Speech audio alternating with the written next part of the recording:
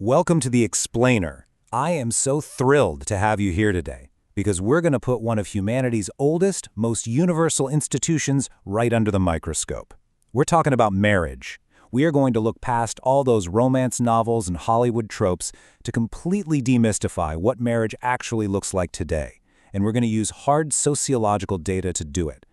Think of this as an investigation into the modern state of the union. We'll explore who we marry, why we marry, and honestly, most importantly, what the data says about how to make it last. Okay, let's dive right in with the core question driving what sociologist Paul Amato calls the marriage debate.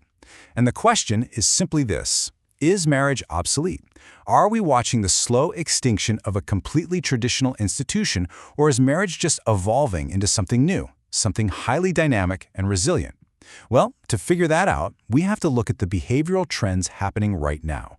And those trends give us numbers exactly like this one, 29.8. Get this, that is the record high median age for men to get married as of 2018, with women right behind them at 27.8, meaning we are waiting longer than ever before to tie the knot, and the overall U.S. marriage rate has actually hit its lowest point in literally over a century. When you pair that with a projected 39% divorce rate for new marriages, it's pretty easy to see why some experts out there are sounding the alarm. Now this brings us to two distinct sides of the debate: marital decline versus marital resilience. The decline camp clearly points to that retreat from marriage we just talked about. But hang on, look over on the resilience side.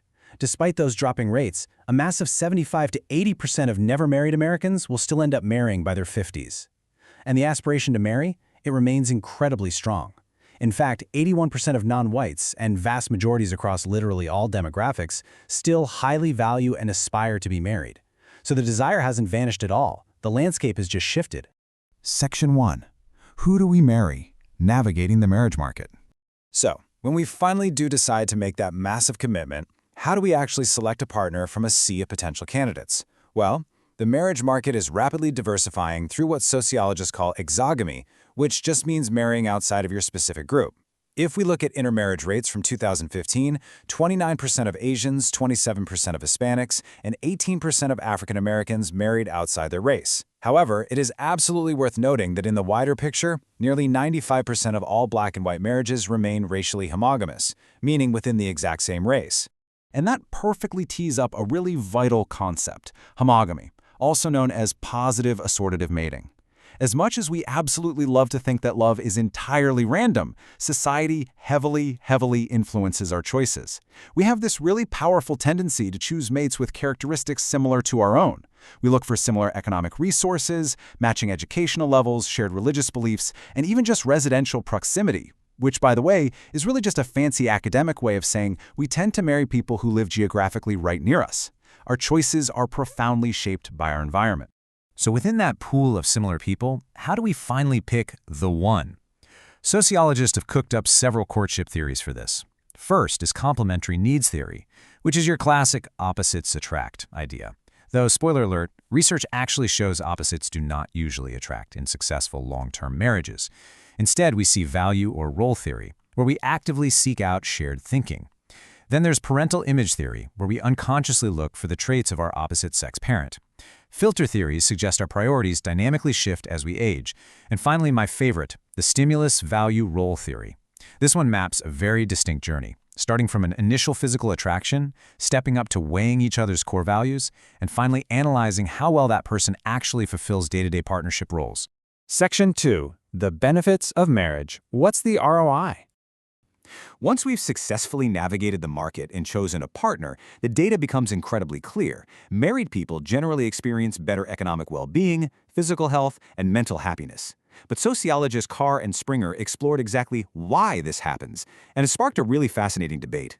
Is it selection into marriage, meaning healthier, wealthier, more stable people are simply more attractive on the market, so they're just more likely to get married in the first place? Or is it the protection afforded by marriage, meaning the institution itself creates wealth through pooled resources, creates better health because spouses monitor each other, and improves mental well-being through deep psychosocial support? The consensus?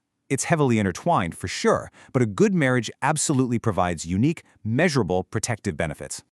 So the crucial takeaway here is that a good marriage provides incredible benefits. But achieving that, it might be harder today than it ever has been. Sociologist Eli Finkel introduces this brilliant concept of the all-or-nothing marriage. See, in the past, people mostly sought a companionate marriage. You wanted a reliable partnership for building a family and a life together. Today, individualized marriage is on the rise. We now expect our spouses to be our best friends, our passionate lovers, our intellectual equals, and literally the primary vehicle for our own personal self-fulfillment. When it works, it is profoundly rewarding. But those sky-high expectations make it a heavy burden, and it essentially becomes an all-or-nothing game. Section 3. The stages of married life. Now, to meet those sky-high expectations, you have to navigate an entire life cycle together. But before you can even begin that day-to-day life, you are often hit with a staggering reality check: $28,000. That was the average cost of a wedding in the U.S. back in 2019. It is a massive financial and emotional investment right out of the gate. But sociologists strongly emphasize that we really shouldn't get lost in the excitement of the ceremony, because the most profound part of the transition isn't the party at all. It's the intense reality of the everyday partnership that follows. Let's walk through the actual timeline of that reality. We start in early marriage. You transition from blissful harmony into a much more realistic, genial partnership where you're suddenly negotiating chores, boundaries, and budgets. Then comes parenthood. Now, here is a highly counterintuitive fact for you. The data consistently shows that with the arrival of children, shared leisure time plummets, conflict goes up, and marital satisfaction actually dips. It requires intense, constant renegotiation. Eventually, you hit the empty nest phase, where children leave, which prompts couples to heavily reevaluate their own lives and goals. Finally, later life marriage, where conflict historically drops significantly, leading eventually to the profound challenge of potential widowhood. But wait, that traditional timeline is actually being totally disrupted right now. Enter the boomerang generation. You have probably seen this with your own friends or family. Today, a striking 26% of young adults age 18 to 34 are moving back home. Economic pressures, recessions, or just personal challenges are creating what we now call an open nest. And this completely alters the traditional marriage timeline, often injecting unexpected new financial and emotional stresses right smack into the middle-aged marriage stage. Section 4. What makes marriage last? Navigating all of these shifting stages brings us to our final and perhaps most important question of all: what actually separates the relationships that endure from the 39% that end in divorce? Well, sociologists Kuber and Haroff point out a pretty tough truth about survival here. Enduring marriages often fall into categories like conflict habituated, passive congenial, or devitalized. This is where the emotional spark is either dead, was literally never there to begin with, or has just been replaced by constant arguing. Often these marriages survive simply because the social or financial costs of leaving heavily outweigh the benefits. It's really only those bottom two, vital and total marriages, that reflect that high-intensity emotional connection we usually aspire to when we say, "I do." So, if we want to land in those vital and total categories, what exactly is the secret recipe? Researchers Lauer and Lauer identify these top ingredients straight from real couples: viewing your spouse as your genuine best friend, an unwavering belief in long-term commitment, strong consensus on life philosophies, and, so importantly, a shared sense of humor. Added to this is the legendary relationship researcher John Gottman's golden rule: successful couples maintain a 5-to-1 ratio. Simply put, for every one negative interaction or conflict, there must be at least 5 positive interactions to keep that emotional bank account in the green.